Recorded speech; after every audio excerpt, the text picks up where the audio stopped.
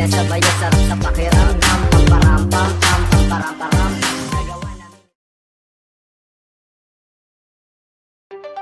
When the coronavirus pandemic first hit, financial management quickly adjusted procedures to keep their associations running as efficiently as possible. Meetings went virtual. Maintenance focused more on cleaning and sterilization, and new or temporary policies were set to handle the office safety and financial issues.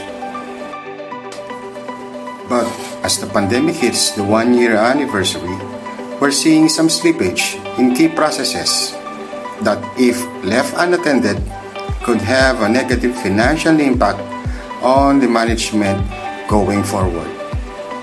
Now that there's an end in sight to the illness and isolation, it's time to get back to basics and attend to areas that may have been curtailed or overlooked, specifically financial reporting and review, critical repairs, and contracts. Fight online meeting fatigue, particularly when discussing financials. While online meeting and other video conferencing software programs have made it possible to continue regular board meetings, these virtual gatherings do have their drawbacks. Online meeting fatigue has definitely set in. Getting members to attend meetings and commanding their full attention while in attendance is getting harder. Admit it.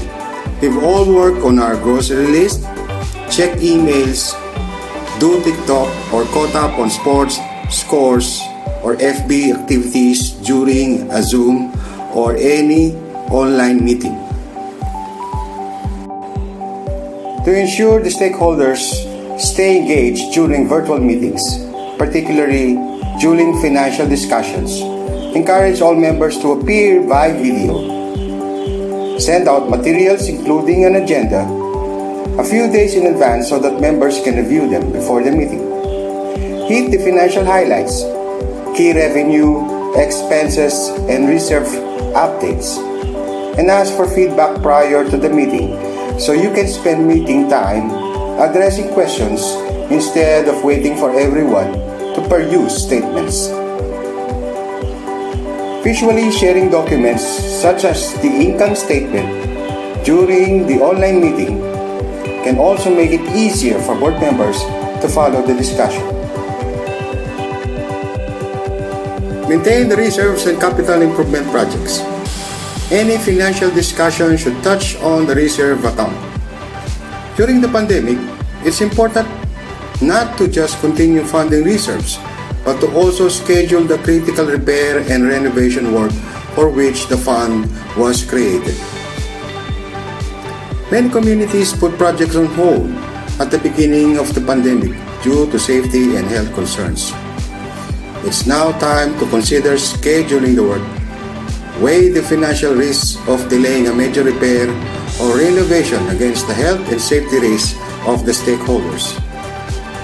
By putting off a project, will you end up spending twice as much in the long run for a larger repair, or risk having to replace instead of fix a major system? For most communities, residents and vendors alike are utilizing appropriate safety protocols, so hopefully projects can move forward. If communities have an older population, waiting a while longer until most owners have been vaccinated might be prudent. But if the work is outdoors or in a common area, it can probably proceed as long as you take precautions. When starting these projects, remember to consider the local and the national COVID-19 rules for construction, as well as the health guidelines for social distancing and mask wearing. Also, keep residents informed of days and times that work will take place.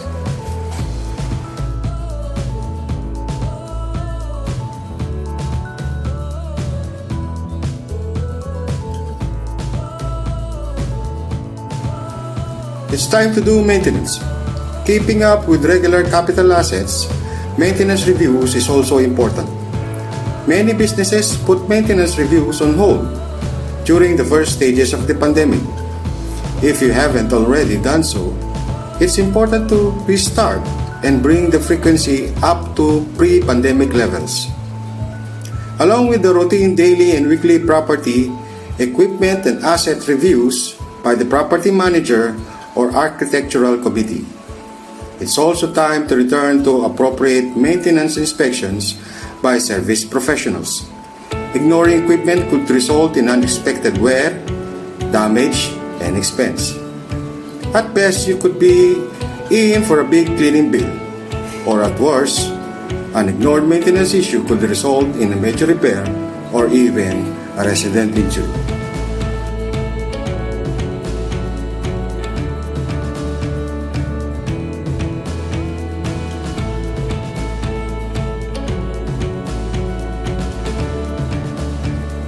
Review and update contracts to reflect current level of effort. As you re-engage regular maintenance checks, consider reviewing your suppliers and vendor contracts to make sure the terms match the actual services currently being performed. Thanks to the pandemic, vendor services have changed and changes to property manager office hours. Do the contracts reflect these changes? A contract service and financial terms should be current and accurate, not only for record keeping, but also for financial tasks such as budgeting. The one I discussed are just few recommendations that you could implement in financial management. The pandemic is still here. Financial management is a continuous process that should be faced head-on of any business entity. The most important thing now is sustainability in business by adapting, persevering, and keeping healthy. Good day to all.